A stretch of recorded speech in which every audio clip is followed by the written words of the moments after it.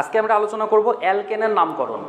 আগের দিন নামকরণের যে 5টা রুলস আমরা পড়েছিলাম, 5টা রুলসের প্রয়োগ কিন্তু এখন প্রত্যেক সমগোত্রকের ক্ষেত্রেই থাকবে। তবে প্রত্যেক সমগোত্রকের ক্ষেত্রে নতুন নতুন কিছু নিয়ম কিন্তু যুক্ত হবে। যেমন অ্যালকেনের নামকরণের ক্ষেত্রে আমাদের মূল শব্দের সাথে এন শব্দ যোগ করতে হয়। মূল শব্দের সাথে কি শব্দ যোগ করব? এন শব্দ যোগ করব। তাহলে আমাদের মূল নিয়মটা হলো মূল শব্দের সাথে এন যোগ করে আমরা অ্যালকেনের নামকরণ করব। আচ্ছা, তাহলে অ্যালকেনের নামকরণের প্রথম নিয়মটা কি আছে আমরা একটু পড়ে নিই। দেখো, প্রথম নিয়মটা বলেছে যদি বিভিন্ন পার্শ্ব শিকল থাকে, মানে ভিন্ন ভিন্ন 1 কার্বনের বা 2 কার্বনের একাধিক পার্শ্ব শিকল থাকে, তবে আমরা পার্শ্ব শিকলের নামগুলো লেখার সময় অ্যালফাবেটের ভিত্তিতে লিখব। অর্থাৎ ধরো 1 কার্বনের মিথাইল আছে, 2 কার্বনের ইথাইল আছে, 3 কার্বনের প্রোপাইল আছে। আমরা যখন নাম লিখব তখন অ্যালফাবেটিকভাবে, যেহেতু মিথাইল এম দিয়ে, ইথাইল ই দিয়ে, প্রোপাইল পি দিয়ে, তাহলে আমরা অবশ্যই কোনটাকে আগে লিখব? ইথাইলকে আগে লিখব, তারপরে মিথাইলকে লিখব, তারপর প্রোপাইলকে লিখব। আচ্ছা, তাহলে আমি নিয়মটাকে আরেকবার রিপিট করছি, একটু মনোযোগ দিয়ে বুঝবা, তারপর আমরা প্রয়োগ করব। একাধিক পার্শ্ব শিকল থাকলে বা একাধিক ভিন্ন ভিন্ন পার্শ্ব শিকল থাকলে প্রত্যেকটা পার্শ্ব শিকলের নামের অ্যালফাবেট আমাদের আগে চিন্তা করতে হবে। নাম লেখার সময় অ্যালফাবেটের ভিত্তিতে আমরা নামকরণ করব, অর্থাৎ যে অ্যালফাবেটটা আগে তাকে আগে লিখবো, যে অ্যালফাবেট পরে তাকে পরে লিখবো।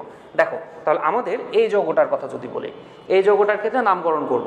আমাদের নামকরণের 5টা নিয়মের মধ্যে প্রথম নিয়ম ছিল গাঠনিক সংকেত লেখা। অলরেডি গাঠনিক সংকেত লেখা আছে, আমাদের গাঠনিক সংকেত লিখতে হচ্ছে না। দ্বিতীয় কাজ ছিল দীর্ঘ চেইন বাছাই করা। তাহলে আমরা দীর্ঘ চেইন কাউন্টিং করি, 1 2 3 4 5। সোজাভাবে চলে গেলে কয় কার্বন? 5 কার্বন। যদি এইভাবে যে নিচে চলে আসি 1 2 3, তাহলে সোজা গিয়ে নিচে চলে আসলে 3 কার্বন। যদি সোজা চলে যাই 1 2 3 4 5, তাহলে সোজা যেয়ে নিচে চলে আসলো 5 কার্বন। তার মানে আমরা সর্বোচ্চ এই যৌগের ক্ষেত্রে 5 কার্বনের দীর্ঘ চেইন পাবো। আচ্ছা, তাহলে আমি দীর্ঘ চেইন লিখলাম, এই হচ্ছে 5 কার্বনের দীর্ঘ চেইন। আচ্ছা, এবার এই 5 কার্বনের দীর্ঘ চেইন বা মূল চেইন ব্যতীত যতগুলো কার্বন রয়েছে সবগুলো কি হবে? শাখা হয়ে যাবে। দেখো, 1 কার্বনের একটা শাখা, 2 কার্বনের একটা শাখা। আমাদের পরবর্তী নিয়মটা ছিল যে একই জাতীয় শাখাগুলোকে একই চিহ্ন দ্বারা ইন্ডিকেট করবো। এতে সুবিধা কি? এতে সুবিধা হলো সহজে আমরা বুঝতে পারবো যে কি কি শাখা এখানে আছে বা কয়টা করে আছে। আমরা এবার করব নাম্বারিং। দেখো, নাম্বারিংয়ের নিয়ম হচ্ছে যেই দিক থেকে কার্যকরী মূলক বা দ্বিবন্ধন ত্রিবন্ধন বা শাখা কাছে। এই যৌগে যেহেতু অ্যালকেন, তাহলে কোনো কার্যকরী মূলক বা আমাদের দ্বিবন্ধন ত্রিবন্ধন থাকবে না, শুধুমাত্র শাখা থাকবে। তাহলে আমরা দেখছি যে এই দিক থেকে 2 নম্বরে আছে শাখা, এই পাশ থেকে কাউন্ট করলে 3 নম্বরে আছে শাখা। তাহলে অবশ্যই আমরা কি করব? যে দিক থেকে শাখা কাছে সেদিক থেকে, অর্থাৎ 1 2 3 4 5 এইভাবে নাম্বারিং করব।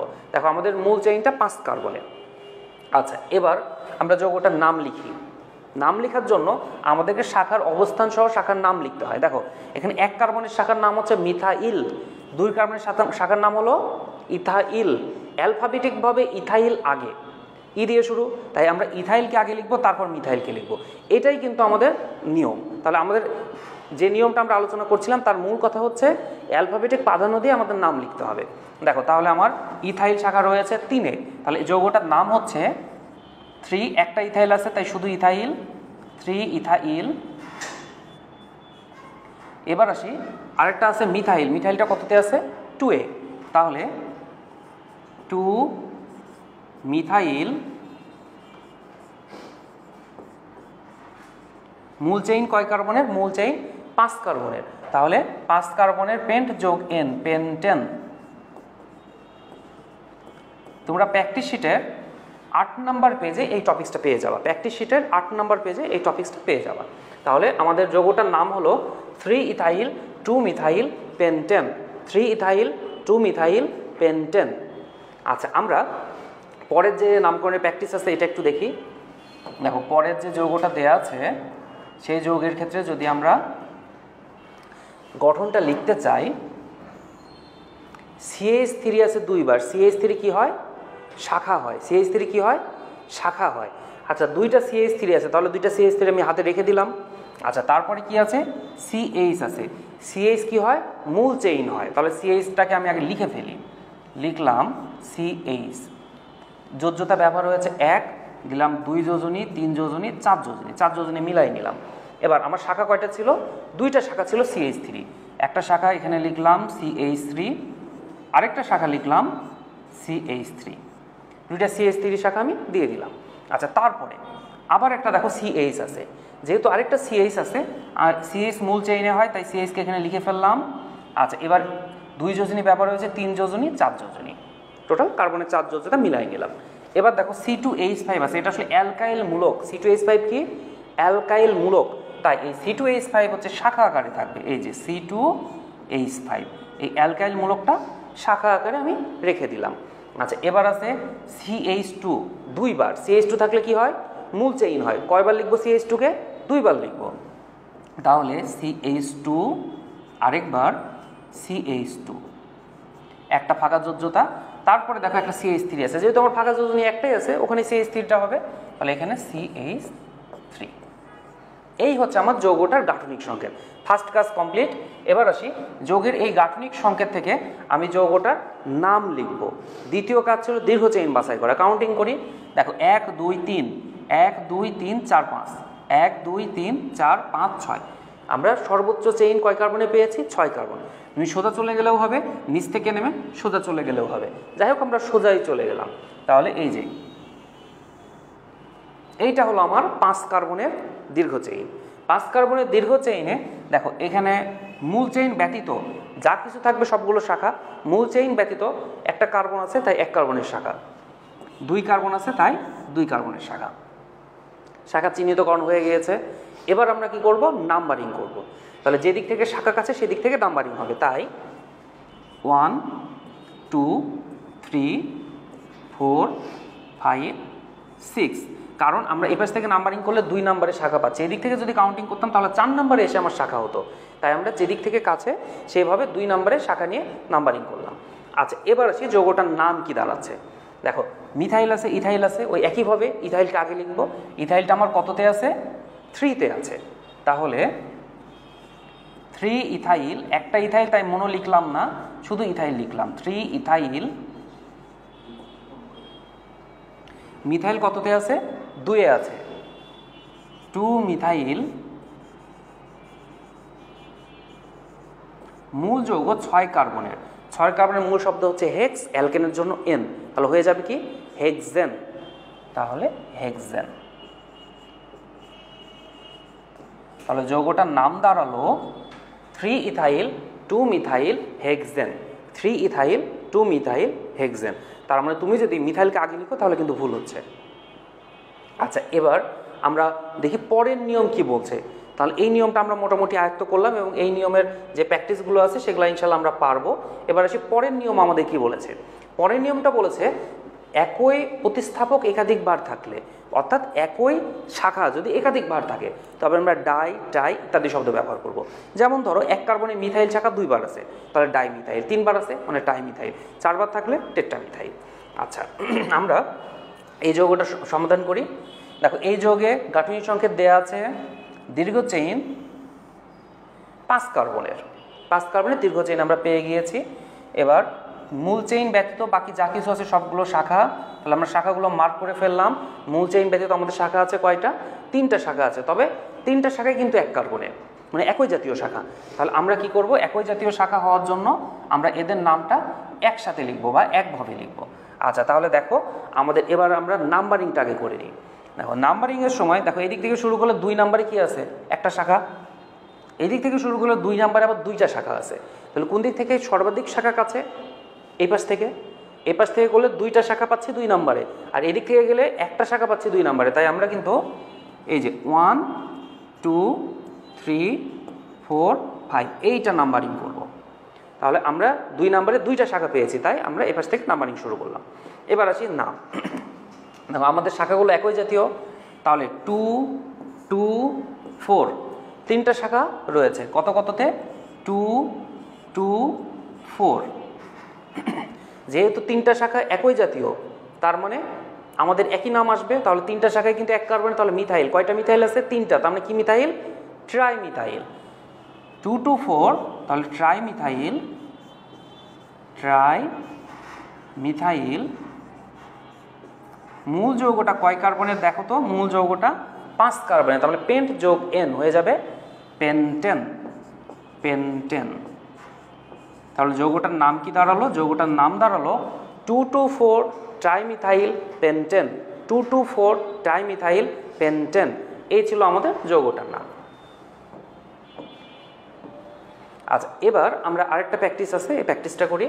দেখো, কার্বন আছে, কার্বন সবসময় মূল চেইনে থাকে। আচ্ছা, লিখলাম কার্বনটাকে মূল চেইনে, কার্বনের যোজনী 4, 1 2 3 4। তারপরে CH3 আছে, CH3 কয়বার আছে? 3 বার আছে। CH3 শাখা হিসেবে যুক্ত হয়, তাহলে একটা নিচে লিখলাম, একটা উপরে লিখলাম, আর একটা পাশে লিখলাম CH3 কে, তাহলে 3টা শাখার ন্যায় আমি যুক্ত করে দিলাম। তারপরে একটা কার্বন আছে। আচ্ছা, কার্বন সবসময় মূল চেইনে বসে, লিখে দিলাম কার্বনকে। এবার 2 যোজনী, 3 যোজনী, 4 যোজনী, কার্বনের 4 যোজতা মিলে গিয়েছে। দেখো, এর সাথে CH3 কয়টা আছে? CH3 3টা আছে। তাহলে দেখো, এখানে লিখে ফেললাম CH3 CH3 CH3। এই হলো আমাদের যৌগটার গাঠনিক সংকেত। তাহলে আমাদের যে যৌগটা দেওয়া ছিল তার গাঠনিক সংকেত এইটা। এবার আমরা যৌগের গাঠনিক সংকেতটাকে নামে রূপান্তর করি। তাহলে আমরা দীর্ঘ চেইন দেখতে পাচ্ছি, খুবই সহজ। এক প্রান্ত থেকে শুরু হবে, অপর প্রান্তে যে শেষ হবে, এটাই হচ্ছে আমাদের দীর্ঘ চেইন। এক প্রান্ত থেকে শুরু হয়ে অপর প্রান্তে শেষ। শাখা 1 কার্বনের একটা, 1 কার্বনের একটা, 1 কার্বনের একটা, 1 কার্বনের একটা, সবগুলোই কিন্তু আমার 1 কার্বনের শাখা ছিল, সব শাখা ছিল 1 কার্বনের। এবার নাম্বারিংয়ের সময় যে কোনো দিক থেকে নাম্বারিং করতে পারি, কারণ এই ক্ষেত্রে দেখা যাচ্ছে উভয় দিক থেকে নাম্বারিং করলে একই নাম্বারে শাখাগুলোর অবস্থান রয়েছে, তাই এখানে কিন্তু কোনো জটিলতা নাই। তাই আমরা যে কোনো দিক থেকে নাম্বারিং এখানে শুরু করতে পারি। আচ্ছা, তাহলে আমাদের যৌগটার নাম কি হলো? দেখো, মিথাইল, মিথাইল, তাহলে 2 2 3 3, তাহলে 2 2 3 3 4বার রয়েছে, তার মানে টেট্রামিথাইল। টেট্রামিথাইল, যেহেতু মূল চেইন আমাদের কয় কার্বনের? 4 কার্বনের, তার অর্থ হচ্ছে বিউটেন। বিউটেন, তাহলে যৌগটার নাম দাঁড়ালো 2 2 3 3 টেট্রামিথাইল বিউটেন। আচ্ছা, আমরা তাহলে অ্যালকেনের পরবর্তী নিয়মগুলো দেখি। অ্যালকেনের পরবর্তী নিয়ম বলছে, যদি যৌগে একাধিক মূলক থাকে, অর্থাৎ একাধিক শাখা থাকে, তবে নাম্বারিং করে যে মূলকগুলো কাছে আমরা কিভাবে বুঝবো? তাহলে আমরা কি করব? সেই ক্ষেত্রে মূলকগুলোর নাম্বারের সমষ্টি করব। মূলকগুলো যত যত নাম্বারে আছে সেই নাম্বারগুলোর সমষ্টি করব। সমষ্টি যে দিক থেকে ছোট সেই দিক থেকে আমরা সর্বাধিক সংখ্যক মূলক কাছে থাকবে এটা ধরে আমরা নাম্বারিং করব। আচ্ছা, আমরা আগে একটা উদাহরণ দেখি। নিয়মটা আমি আবার একটু রিপিট করি। নিয়মটা হলো, যখন কোনো যৌগে একাধিক শাখা থাকবে, আমরা যদি বুঝতে না পারি কোন দিক থেকে শাখাগুলো কাছে, সেই ক্ষেত্রে শাখাগুলোর নাম্বারের সমষ্টি করব। শাখাগুলোর নাম্বারের সমষ্টি যে দিক থেকে ছোট সেই দিক থেকে সর্বাধিক সংখ্যক শাখা কাছে আছে। দেখো, তাহলে আমাদের এই যৌগের ক্ষেত্রে যেটা দাঁড়াচ্ছে, যে এই যৌগের ক্ষেত্রে আমাদের দীর্ঘ চেইন আমরা আগে নির্ণয় করি। 1 2 3 4 5 6, 6 কার্বনের, এটা হচ্ছে দীর্ঘ চেইন। এইখানে মূল চেইন ব্যতীত শাখা আছে 1 কার্বনের একটা, 1 কার্বনের একটা, 1 কার্বনের একটা। তাহলে মূল চেইন ব্যতীত আমার শাখা কয়টা? একটা করে, টোটাল 3টা শাখা আছে। আচ্ছা, এবার কোন দিক থেকে সর্বাধিক সংখ্যক শাখা কাছে? দেখো, আমরা এই পাশ থেকে কাউন্টিং করলে 2 নম্বরে একটা মিথাইল শাখা, এই পাশ থেকে কাউন্টিং করলে 2 নম্বরে একটা মিথাইল শাখা। তাহলে আমাদের এই মুভমেন্টে এই যৌগটা সহজে বুঝতে পারলেও অনেক যৌগ আছে আমরা সহজে বুঝবো না যে সর্বাধিক সংখ্যক শাখা কোন দিক থেকে কাছে আছে। সেই সকল ক্ষেত্রে আমরা যে কাজটা করব, আমরা দেখো, যদি এই নাম্বারে ওপর থেকে কাউন্টিং করি, ধরো এটাকে 1 ধরলাম, 2 3 4 5 6, যদি আমরা এইভাবে চিন্তা করি এই পাশ থেকে 1 নাম্বার ধরে, তাহলে দেখো আমার শাখা আছে 2 4 এবং 5। তাহলে 2 4 এবং 5 যোগ করলে যোগফল হবে 11। যদি আমরা অপোজিট দিক থেকে, অর্থাৎ এই কার্বন থেকে নাম্বারিং করি 1 2 3 4 5 6, তাহলে দেখো শাখাগুলোর যোগফল কত হচ্ছে? 2 3 এবং 5। তাহলে 2 যোগ 3 যোগ 5, তার মানে শাখাগুলোর নাম্বারের সমষ্টি এবার কত হলো? এবার হলো 10। তাহলে আমরা অবশ্যই এই পাশ থেকে অধিক সংখ্যক শাখাকে কাছে পাচ্ছি, কারণ এই দিক থেকে অধিক সংখ্যক শাখাকে কাছে পাওয়ার জন্য দেখছি শাখাগুলোর নাম্বারে যোগফল করলে যোগফল ছোট হচ্ছে, তার মানে সর্বাধিক শাখা কি আছে? কাছে আছে।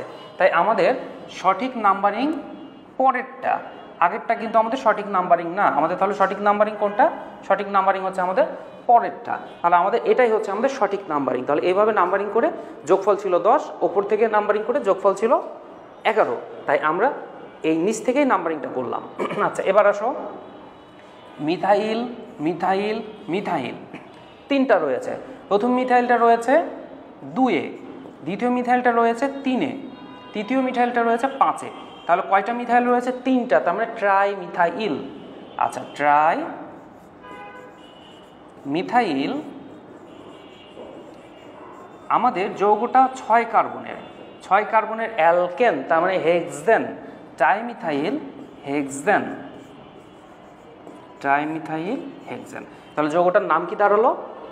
2,3,5 ট্রাইমিথাইল হেক্সেন। আচ্ছা, আমরা পরের যে যৌগটা আছে সেই উদাহরণটা একটু দেখি। দেখো CH3 আছে, CH3 থাকলে কি হয়? শাখা হয়। একটা CH3 শাখা হাতে রেখে দিলাম। CH2 আছে, CH2 থাকলে কি হয়? মূল চেইন হয়। আচ্ছা, তাহলে এবার লিখলাম CH2, যোজ্যতা 2 ব্যবহৃত রয়েছে, আরও 2টা ফাঁকা আছে, দুই পাশে 2টা দিয়ে দিলাম। আমাদের CH3 শাখা যেটা ছিল তাকে এইখানে বসিয়ে দিলাম, CH3। এবার দেখো আছে কি CH, আচ্ছা এই যে CH, তাহলে CH মূল চেইনে হয়, লিখলাম মূল চেইন। অলরেডি এই কার্বন 2 যোজ্যতা ব্যবহার করেছে, একটা কার্বনের সাথে একটা পাশের হাইড্রোজেনের সাথে, তাহলে 3 যোজনী 4 যোজনী দিয়ে দিলাম, 4 যোজনী। দেখো এবার রয়েছে CH3, CH3 থাকলে কি হয়? এটা শাখার ন্যায় যুক্ত হয়, তাই একে শাখার ন্যায় নিচে যুক্ত করলাম, CH3। তারপরে দেখো আবার রয়েছে একটা CH, আচ্ছা তাহলে এই CH-কে আমরা পাশে মূল চেইনে রেখে দিলাম। এই CH-এর দেখো অলরেডি 2টা যোজ্যতা ব্যবহার হয়েছে, আর 2টা ফাঁকা আছে, একটা 2টা, তাহলে আমাদের CH3 2বার আছে, তাহলে আমরা 2টা শাখাকে একটা পাশে লিখলাম, একটা নিচে লিখে দিলাম। এই হচ্ছে আমাদের যৌগটার গাঠনিক সংকেত। এবার আসি এই গাঠনিক সংকেতে দীর্ঘ চেইন বাছাই। তাহলে এই গাঠনিক সংকেতের জন্য আমরা দীর্ঘ চেইন বাছাই করছি। আচ্ছা দেখো, তাহলে এই যৌগটার দীর্ঘ চেইন হবে 1, 2, 3, 4, 5। আমি সোজাভাবে চলে গেলে কয় কার্বন? 5 কার্বনের দীর্ঘ চেইন, একটা শাখা একটা শাখা। যদি আমি ওপর থেকে কাউন্টিং করতাম তাহলে 1, 2, 3, 4, 3 নম্বর এবং 4 নম্বরে শাখা রয়েছিল, তাহলে 3 এবং 4 মিলে 7। আমি যদি এই পাশ থেকে কাউন্টিং করি 1, 2, 3, 4, 5, তাহলে 2 নম্বরে এবং 3 নম্বরে শাখা রয়েছে, তাহলে 2 এবং 3 যোগ করে 5। তাহলে আমাদের অবশ্যই কী করতে হবে? এই দিক থেকে সর্বাধিক সংখ্যক শাখা কাছে আছে, তাই নাম্বারিং করতে হবে। 3, 4, 5, 5 কার্বনের অ্যালকেন, 5 কার্বনের অ্যালকেন। আচ্ছা, আমার তাহলে 1 কার্বনের মিথাইল, 1 কার্বনের মিথাইল কত কত আছে? 2 এবং 3-এ আছে। দেখো তাহলে 2, 3 ডাইমিথাইল, ডাইমিথাইল আমাদের মূল চেইন ছিল 5 কার্বনের অ্যালকেন, তার মানে পেন্টেন, অর্থাৎ 2, 3 ডাইমিথাইল পেন্টেন। তাহলে যৌগটার নাম হলো 2, 3 ডাইমিথাইল পেন্টেন। এই হলো আমাদের অ্যালকেন যৌগ। আমাদের কিছু কিছু ক্ষেত্রে এই টাইপসের যৌগগুলো যখন অনেক বড় হয়ে যায় সেই ক্ষেত্রে এই নিয়মটা বেশি প্রয়োগ করতে হয়, অর্থাৎ অনেকগুলো শাখা আছে, 4-5টা শাখা আছে, সেই মোমেন্টে আমরা বুঝতে পারি না যে সর্বাধিক সংখ্যক শাখা কোন দিক থেকে আছে। সেই সময় কিন্তু আমাদের এই শাখাগুলোর নাম্বারের সমষ্টি করে বের করতে হবে যে কোন শাখাগুলো আমাদের কাছে আছে বা সর্বাধিক শাখা কোন দিক থেকে কাছে আছে। আচ্ছা, আমরা তাহলে পরের নিয়মটায় আসি। দেখো পরের নিয়মটা কি বলেছে? পরের নিয়মটা বলছে যদি জটিলতাপূর্ণ অংশ বর্জন করা সম্ভব না হয় তবে জটিলতাপূর্ণ অংশের নাম সাধারণ পদ্ধতিতে করতে হবে। ওই যে সেই আইসোনিও এই পদ্ধতিতে করতে হবে। আমরা কিন্তু পূর্বের ক্লাসগুলোতে এটা শিখেছিলাম, সাধারণ পদ্ধতিতে নামকরণ। দেখো প্রথমে যে যৌগটা দেয়া আছে, আচ্ছা যৌগটাকে আমি একটু সুন্দর করে বড় করে লিখি, না হলে তোমাদের বুঝতে সমস্যা হবে। আচ্ছা দেখো, তাহলে যৌগকে বড় করে লিখি। তাহলে এই যৌগের ক্ষেত্রে যৌগটা কিন্তু অনেক জটিল, এই যৌগের গঠন কিন্তু অনেক জটিল হওয়ার কারণে এই যৌগের ক্ষেত্রে জটিলতা বর্জন করা আমাদের সম্ভব হবে না। দেখো যৌগটা ছিল এইটা,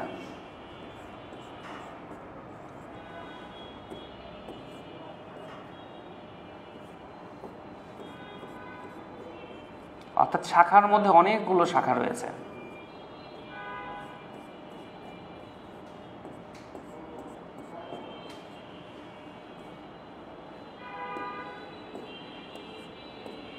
আমি একটু দূরে দূরে লিখলাম, কারণ দূরে দূরে না লিখলে বোঝানো কষ্ট হয়ে যাবে, এই জন্য একটু দূরে দূরে লিখলাম। দেখো এই হচ্ছে আমাদের যৌগটার গাঠনিক সংকেত। আচ্ছা, এবার এই যৌগটার জন্য আমি দীর্ঘ চেইন চিন্তা করি। একটু দেখো, আমি যদি সরলভাবে চলে যাই তাহলে সরলভাবে গেলে কিন্তু আমার এই যে এই অংশটা জটিলতা থেকে যাচ্ছে, তাই আমরা জটিলতাপূর্ণ অংশ বর্জন করা আমার সম্ভব হচ্ছে না। আমি যদি এইভাবে গিয়ে এইভাবে চলে যায়, তাহলে দেখো এই অংশের জটিলতা থেকে যাচ্ছে, জটিলতা বর্জন করা সম্ভব হচ্ছে না। আমি যদি এইভাবে এসে এইভাবে চলে যাই, তাহলে দেখো এই অংশের জটিলতা আমার বর্জন করা সম্ভব হচ্ছে না। অর্থাৎ আমি যেভাবেই যাই জটিলতাপূর্ণ অংশ বাদ দেওয়ার কোনো সুযোগ এখানে নেই। তাহলে এবার আমি কি করব, আমি এভাবে সরলভাবে যাব নাকি আমি এইভাবে এসে যে কোনো একদিকে চলে যাব? তাহলে কোনভাবে গেলে আমার জটিলতাপূর্ণ অংশ বর্জন করা সম্ভব? যেহেতু কোনোটাতেই সম্ভব না, তাহলে আমার যে কোনো একভাবে যেতে হবে। এখন কোনটা আমাদের বেশি অ্যাপ্রোপ্রিয়েট হবে? আমি আবার বলছি, দেখো এই যৌগের ক্ষেত্রে তুমি যেভাবেই যাও আমাদের সর্বোচ্চ চেইন হবে 5 কার্বনের, কিন্তু জটিলতাপূর্ণ অংশ বর্জন করা যাবে না। এই ক্ষেত্রে আমি যদি সোজা চলে যাই তাহলে আমার 1টা 2টা 3টা 4টা 5টা 6টা, আমি টোটাল শাখা পাবো 6টা। আমি দীর্ঘ চেইনকে যদি সোজা চিন্তা করি কয়টা শাখা পাবো? 6টা শাখা পাবো। আচ্ছা দেখো, আমি যদি দীর্ঘ চেইনকে এইভাবে চিন্তা করি 1টা 2টা 3টা 4টা 5টা 6টা, তাহলে আমি যদি দীর্ঘ চেইনকে এইভাবে চিন্তা করি তাহলে 1টা 2টা 3টা 4টা, আমি টোটাল শাখা পাবো 4টা 5টা 6টা, আমি কিন্তু 6টা শাখা পাবো। ঠিক আছে, আমি তাহলে দেখো যেভাবে যাচ্ছে আবার শাখার সংখ্যা কিন্তু কয়টা হচ্ছে? 6টাই হয়ে যাচ্ছে। তাহলে আমরা এই ক্ষেত্রে এমনভাবে দীর্ঘ চেইন বাছাই করব যেন আমাদের দীর্ঘ চেইনে সর্বোচ্চ সংখ্যক শাখা থাকে, দীর্ঘ চেইনের মধ্যে সবচেয়ে বেশি শাখা থাকে, এমনভাবে আমরা শাখাকে নির্বাচন করব। আচ্ছা, আমি তাহলে দীর্ঘ চেইন বানালাম এইটাকে, এটা আমাদের দীর্ঘ চেইন। দেখো 1 কার্বনের শাখা 1 কার্বনের শাখা 1 কার্বনের শাখা 1 কার্বনের শাখা 1 কার্বনের শাখা, তাহলে আমি যেভাবেই যাই এখানে আমি সবগুলো শাখা পাচ্ছি কয় কার্বনের? 1 কার্বনের কিন্তু সবগুলো শাখা পাচ্ছি। এবার দেখো আমাদের আরেকটা শাখা আছে, এই যে 4 কার্বনের শাখা। এই 4 কার্বনের এই জটিলতাপূর্ণ অংশ শাখার নামে আমি কিভাবে লিখব? সাধারণ পদ্ধতিতে লিখব। আচ্ছা, এবার নাম্বারিংয়ের ক্ষেত্রে আমি যে দিক দিয়েই যাই দেখো একই নাম্বারে কিন্তু শাখা আছে, তাই আমি যে কোনো দিক থেকে নাম্বারিং শুরু করতে পারি। 1 2 3 4 5। আমাদের তাহলে দীর্ঘ চেইন কয় কার্বনে পেয়েছি? 5 কার্বনে পেয়েছি। আমাদের এই যৌগটা হচ্ছে 4 কার্বনের বিউটেন, বি দিয়ে শুরু, আর 1 কার্বনের মিথাইল, এম দিয়ে শুরু। আমরা অ্যালফাবেটিকভাবে নাম লিখব, তাই আমাদের কিন্তু বিউটেন মূলকটাকে অর্থাৎ বিউটাইল মূলকটাকে আগে লিখতে হবে। দেখো সাধারণ পদ্ধতিতে এই যৌগে যেহেতু এমন একটা কার্বন আছে যে কার্বনে কোনো হাইড্রোজেন নাই, তার মানে এই ধরনের শাখাকে বা এই ধরনের যৌগকে আমরা নিওমানিক অ্যালকেন বলতে পারি, অর্থাৎ নিও বিউটাইল এইভাবে আমরা নামকরণ করতে পারি। তাহলে আমার এই নিও বিউটাইলটা রয়েছে 3-এ, 3 1 2 3 4, তার মানে বিউটাইল। কেমন বিউটাইল? নিও বিউটাইল। নিও বিউটাইল 3 নিও বিউটাইল। এবার আসি মিথাইল কত কততে রয়েছে। দেখো 2 2 4 4, 2 2 4 4, মানে কয়টা? 4 বার রয়েছে, তার মানে টেট্রা মিথাইল কয় কার্বনের মূল চেইন ছিল? 5 কার্বনের অ্যালকেন, তার মানে পেন্টেন। দেখো তাহলে যৌগটার নাম কি দাঁড়ালো? তাহলে সর্বশেষ নাম দাঁড়ালো 3 নিও বিউটাইল 2244 টেট্রামিথাইল পেন্টেন। 3 নিও বিউটাইল 2244 টেট্রামিথাইল পেন্টেন।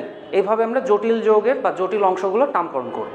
আচ্ছা, আমাদের তাহলে এই উদাহরণটা কমপ্লিট, আমাদের প্রথম উদাহরণটা কমপ্লিট।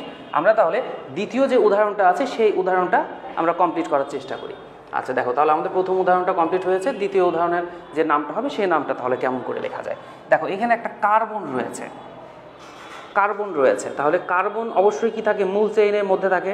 তাহলে আমি কার্বনটাকে আগে লিখে ফেললাম। কার্বনের পরে 3টা আছে CH3। আচ্ছা, তাহলে 1টা 2টা 3টা, 3 দিকে আমি 3টা CH3 লিখলাম। 1টা CH3, 2টা CH3, 3টা CH3 শাখা হিসেবে আমি বসিয়ে দিলাম। তারপর রয়েছে CH। তাহলে যেহেতু CH আছে মূল চেইনে বসবে। আচ্ছা, তাহলে একক বন্ধনে একটা কি আছে? CH আছে। আচ্ছা, CH এর মধ্যে দেখো ব্র্যাকেটের মধ্যে আবার ব্র্যাকেট আছে। CH এর মধ্যে ব্র্যাকেটে আছে CH, তারপরে কিন্তু আরেকবার ব্র্যাকেট দিয়ে আছে CH3। তার মানে আমি বুঝতে পারছি এই CH কিন্তু আমার মূল চেইনের CH না, এই CHটা অবশ্যই কি শাখা হিসেবে CH। আচ্ছা, তাহলে এর যোজ্যতা 2 ব্যবহার হয়েছে, 3 4 যোজ্যতা ব্যবহার করে ফেললাম। তাহলে নিচে লিখলাম CH। এই CH এর মধ্যে আমার দেখো CH3 কয়বার আছে? 2 বার আছে। তাহলে এই CH এর যেহেতু 2টা ফাঁকা হাত আছে, একটা উপরে একটা নিচে একটা পাশে দিলাম।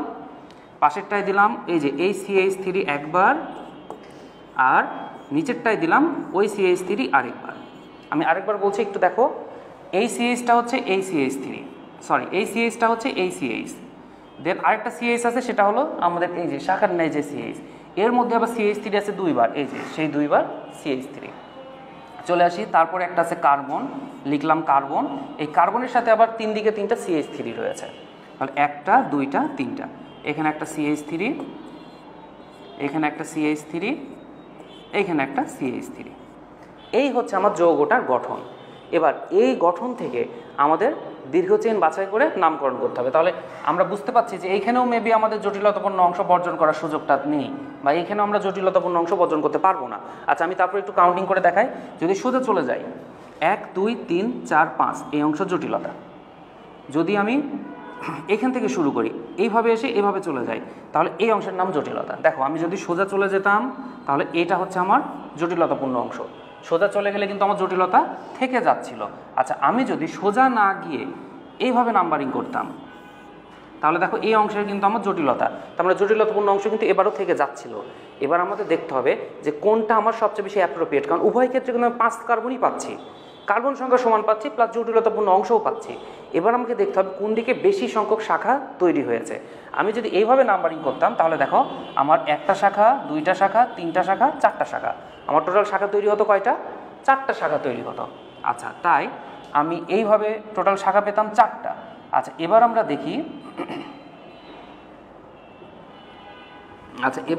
দেখি, আচ্ছা একটু গঠনটা আমি ভালো করে আঁকাইনি, গঠনটা মুছে গিয়েছে। এখানে CH3, এইখানে CH3, এইখানে CH3। আচ্ছা, এবার আসি, যদি আমি গঠনটাকে সোজা চলে যাই তাহলে আমি শাখা পাচ্ছি কয়টা? 1টা 2টা 3টা 4টা 5টা। তাহলে দেখো আমি কিন্তু এবার শাখা বেশি পাচ্ছি, তাহলে আমার দীর্ঘ চেইন কিন্তু লম্বাভাবেই তৈরি করতে হবে। তাহলে আমি আরেকটা রুলস বলছি, যেই দিক থেকে আমাদের দীর্ঘ চেইন এর ক্ষেত্রে যেই দিক থেকে শাখার সংখ্যা বেশি হয় সেই দিক থেকে আমরা দীর্ঘ চেইনটাকে অ্যাপ্রোপ্রিয়েট ধরবো। তাহলে আমাদের এই দীর্ঘ চেইনের ক্ষেত্রে আমাদের দেখো শাখার সংখ্যাটা কি হয়েছে? বেশি হয়ে গেছে। আমাদের এখানে টোটাল শাখা হয়েছে কয়টা? 1টা 2টা 3টা 4টা 5টা। তাই আমাদের দীর্ঘ চেইনের ক্ষেত্রে এইটাই আমাদের সবচেয়ে গ্রহণযোগ্য বা অ্যাপ্রোপ্রিয়েট। আচ্ছা, এবার 1 কার্বনের শাখা, 1 কার্বনের শাখা, 1 কার্বনের শাখা, 1 কার্বনের শাখা, সবগুলো ছিল 1 কার্বনের শাখা, এটা ছিল 3 কার্বনের শাখা। দেখো 3 কার্বনের এই ধরনের যৌগকে সাধারণ পদ্ধতিতে আমরা বলি 3 কার্বনে মিথেন ইথেন প্রোপ, তাহলে প্রোপেন, এটাকে আমরা বলি প্রোপাইল। কিন্তু এটা কি ধরনের প্রোপাইল? দেখো এর মধ্যে একটা কার্বন আছে যে কার্বনে CH আছে, মানে একটা হাইড্রোজেন আছে, তাই এটা আইসোপ্রোপাইল।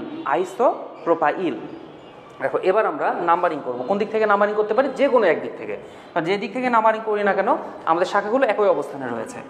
1 2 3 4 5, 5 কার্বনের মূল চেইন।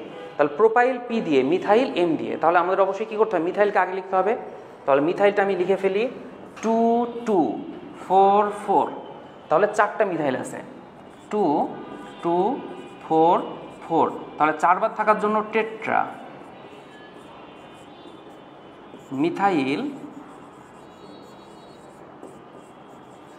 এবার সেই প্রোপাইল শাখা, প্রোপাইল P দিয়ে, কিন্তু এটা হচ্ছে আইসোপ্রোপাইল। কততে আছে? 3-এ, 3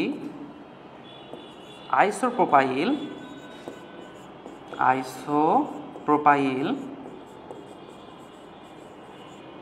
মূল চেইন কয় কার্বনের? 5 কার্বনের অ্যালকেন, তার মানে পেন্টেন।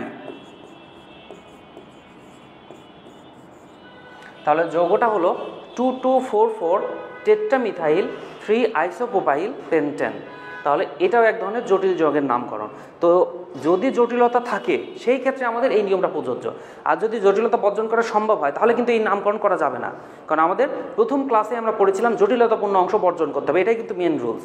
আমি রিপিট করছি, যদি যৌগের মধ্যে জটিলতাপূর্ণ অংশ বর্জন করা যায়, কিন্তু তারপরেও তুমি যদি জটিলতাপূর্ণ অংশ বর্জন না করে জটিলতাপূর্ণ অংশের নামকরণ আকারেই যৌগের নামকরণ করো তাহলে ভুল হবে।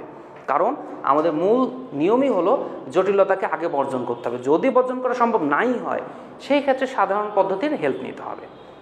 আচ্ছা, এবার তাহলে আমরা আরও কিছু অতিরিক্ত প্র্যাকটিস করে নিই। দেখো আমাদের প্রথম যে উদাহরণটা রয়েছে সেই উদাহরণটা দেখো। এই একটা যৌগ, এই যৌগের ক্ষেত্রে এবার আমরা যদি সোজাভাবে চলে যাই কার্বন সংখ্যা পাবো 1 2 3 4 5 6 7 জটিলতা আছে। জটিলতাপূর্ণ নাম আমার জানা আছে, সাধারণ পদ্ধতিতে করতে পারি, কিন্তু দেখতে হবে জটিলতা বাদ দেওয়া যায় কিনা। তাহলে সোজা চলে গেলে আমি কার্বন সংখ্যা পেয়েছি 7 কার্বন। দেখো যদি 1 2 3 4 5 6 7 সোজা যে নিচে চলে আসি তবুও 7 কার্বনই পাচ্ছি, কিন্তু এই ক্ষেত্রে জটিলতা থাকছে না, তাই আমার এটাই অ্যাপ্রোপ্রিয়েট নাম্বারিং। তাহলে এটা হচ্ছে অ্যাপ্রোপ্রিয়েট দীর্ঘ চেইন, জটিলতাপূর্ণ অংশ বর্জন অবস্থায়। দেখো শাখা আছে 1 কার্বনের একটা শাখা, 1 কার্বনের একটা শাখা, 1 কার্বনের একটা শাখা, 1 কার্বনের একটা শাখা, বাকি দুইটা 2 কার্বনের শাখা রয়েছে। এটা দেখো 2 কার্বনের শাখা, 2 কার্বনের শাখা। আমাদের নাম্বারিংয়ের ক্ষেত্রে দেখো নিচ থেকে নাম্বারিং করলে শাখাগুলোকে আমি বেশি কাছে পাচ্ছি, কারণ এই যে 2 নম্বরে আছে 2টা শাখা, এখানে 2 নম্বরে আছে একটা শাখা। তোমরা এই ক্ষেত্রে যে কাজটা করতে পারো তা হলো শাখাগুলোর অবস্থানের সমষ্টি করবা, যে দিক থেকে শাখাগুলোর সমষ্টি বা অবস্থানের সমষ্টি ছোট হবে সেই দিক থেকে নাম্বারিং শুরু করবা। তাহলে আমাদের যদি বুঝতে না পারি সেই ক্ষেত্রে এই কাজটা করব। দেখো আমরা এখানে বুঝতে পেরেছি যে 2 নম্বরে আছে 2টা শাখা, এখানে 2 নম্বরে আছে একটা শাখা, তাহলে অবশ্যই 2 নম্বরের দিক থেকে শাখাগুলো বেশি কাছে আছে, তাই এটা 1 2 3 4 5 6 7 7 কার্বনের মূল চেইন, 7 কার্বনের মূল চেইন হলো। এইখানে আমাদের ইথাইল আছে মিথাইল আছে, অবশ্যই অ্যালফাবেটিকভাবে ইথাইলকে আগে। 3 5 দুইবার ইথাইল আছে, দেখো 3 5 ডাই ইথাইল, দুইবার থাকার জন্য ডাই ইথাইল। এবার আসি মিথাইল আছে কত কততে, 2 2 5 6 2 2 5 6 চারবার আছে মিথাইল, তার মানে টেট্রা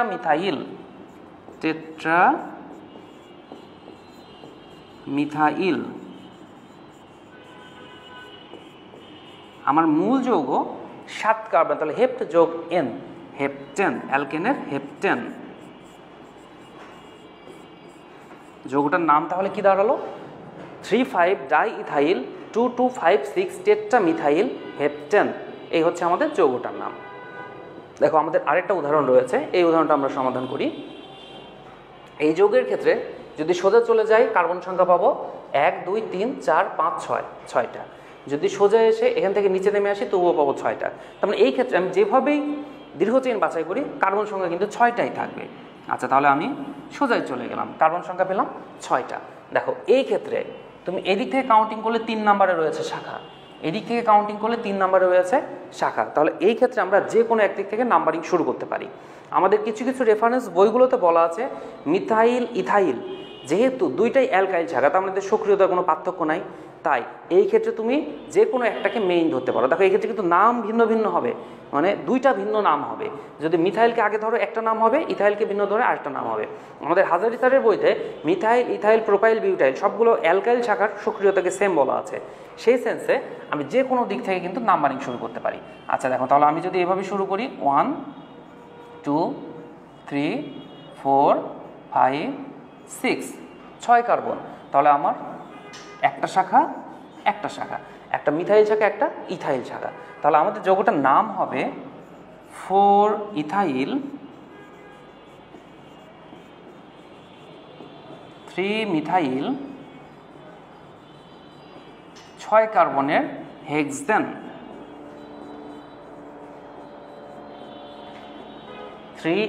4 ইথাইল 3 মিথাইল হেক্সেন। কেউ যদি আমাদের ইথাইল শাখাকে প্রায়োরিটি দিয়ে নাম্বারিং করো তাহলে নাম হবে আমাদের 3 ইথাইল 4 মিথাইল হেক্সেন, একই নাম আসবে। অর্থাৎ এই দুইটা নাম থেকে তুমি একই গঠন পাচ্ছ কিনা এটাই হচ্ছে আমাদের মেইন কথা। তুমি একাধিক নাম থেকে যদি একই গঠন পাও তাহলে নামগুলো কিন্তু একই, একাধিক নাম থেকে যদি একই গঠন পাও তাহলে নামগুলো সেম থাকে।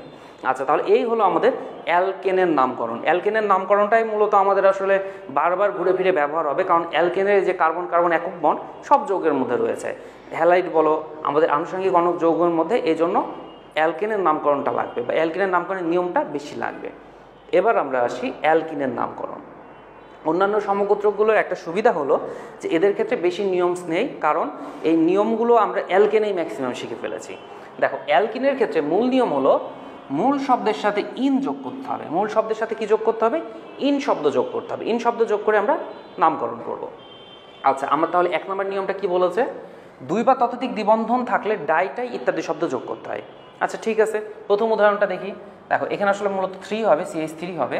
আচ্ছা, তাহলে দীর্ঘ চেইন বাছাই করি, কোনো শাখা টাখা কিছু নাই। তাহলে এবার নাম্বারিং। দেখো এই দিক থেকে 2 নাম্বারে দ্বিবন্ধন, 2 নাম্বারে দ্বিবন্ধন, আরও একটা দ্বিবন্ধন আছে এই দিক থেকে শুরু করলে 4 নাম্বারে, এদিক থেকে শুরু করলে 4 নাম্বারে। তার মানে আমি কিন্তু যে কোনো দিক থেকে নাম্বারিং শুরু করতে পারি। 1 2 3 4 5 6 7 8, 8 কার্বনের মূল শব্দ মানে অক্ট। ইন আছে কততে? 2 4 6। তাহলে আমার নাম দাঁড়াচ্ছে, যেহেতু শাখা নাই তাহলে আমি মূল শব্দ আগে লিখলাম অক্ট। 2 4 6, কয়বার ইন আছে? 3 বার, তার মানে ট্রাই ইন, ট্রাই ইন। তাহলে অক্ট 2 4 6 ট্রাই ইন, অক্ট 2 4 6 ট্রাই ইন। এই হলো আমাদের অ্যালকিনটার নামকরণ। পরের যে অ্যালকিন আছে এটা একটু গাঠনিক সংকেত লিখে আসি। CH3 আছে, আচ্ছা তাহলে লিখলাম CH3, একবার CH আছে লিখলাম